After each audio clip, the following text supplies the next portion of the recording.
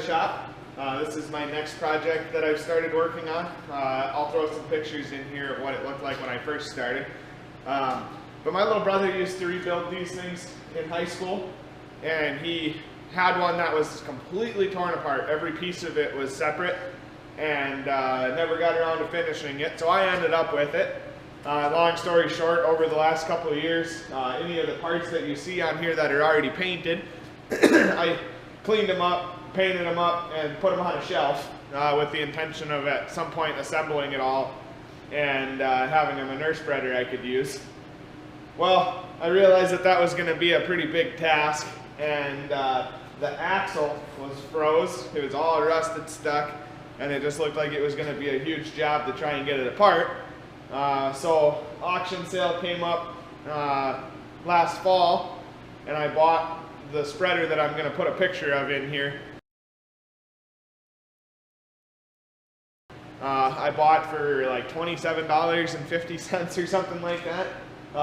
So that basically what happened then is I had a complete spreader, and I was able to tear it down.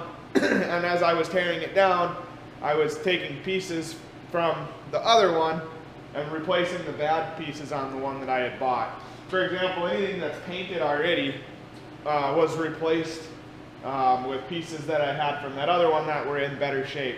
The two top rails here are both different. The splash guard on the front is different.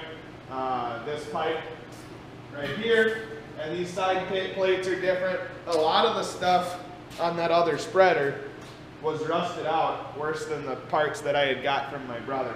In fact, even the two main frame rails of the spreader are different.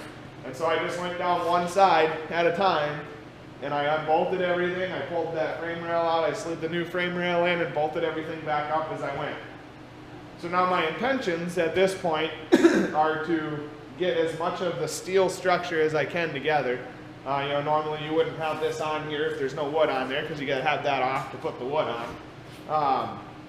But my intention is to have as much of the steel structure together as I can, sand it up, cleaned up, and then we're going to slap the wheels on it, take it over to the family member that's got that does painting in their shop, where we painted the 1086, if you remember that, and we'll just throw a coat of green on it quick, just so that it's painted up. Then I'll come back and put the wood on it. I haven't decided yet if I'm going to put treated wood on it and not paint it, or if I'm going to paint it. I think originally these spreaders probably would have been painted totally John Deere green except for the wheels. So I haven't decided what we're going to do there yet, but I want to just get the structure of the thing painted, the metal part painted, because I don't want that stuff that's underneath the wood to not have paint on it. You know, you could put the wood on here and you could paint the whole thing, but then all this stuff that's covered up with the wood is just going to rust away. So that's kind of the goal here. I'm having some bearing issues with the beaters and stuff in the back. These spreaders were kind of notorious for people didn't grease the roller bearings in those beaters, and so they got flat spots more in them. I've got enough to do what they call the field spread, which is the auger on the back. I've got two good ones to do that, and I think I've got two good ones to do probably the lower beater. But that's going to be about it. I'm going to have to figure something else out for the upper beater.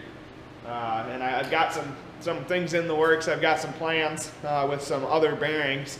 We're just going to have to order them and see how it goes. There is a guy that I found on the internet that's got a bunch of these parts machines, but I'd rather have new bearings if I can, because I don't want to have to pull them out and replace them. In 20 years, parts are going to be even harder to find, so I'd like to find an alternative to that. We also have to tear apart the drive assembly here. I think that's going to be today's project. This is the same part that was rusted on that other one, but this one turns. But I want to get the drive arm, the pitman arm, off and look at the inside of it. I think the other one I have might be better. I don't know if I can get it off or not, but I think it's in better shape. There's some other things I want to do here. I want to check the bearings. I'm afraid the bearings in these axles are going to be in the same shape as some of the bearings back here, just because I'm sure people never got behind that tire and greased that zerk. I do believe that this spreader was probably used until they decided it was no longer worth repairing it. with some of the things that I found where things were welded back together. The wear on the hitch, there's substantial wear on the tongue of the hitch. I believe this spreader probably did a lot of work when it was new. So we're going to do what we can to get it back into shape. I'm only going to probably spread 10 loads a year or so with it, maybe a few more than that since it's smaller than the one I'm used to using. Really like to see if we can get it into good working shape and keep it in good working shape for quite some time. So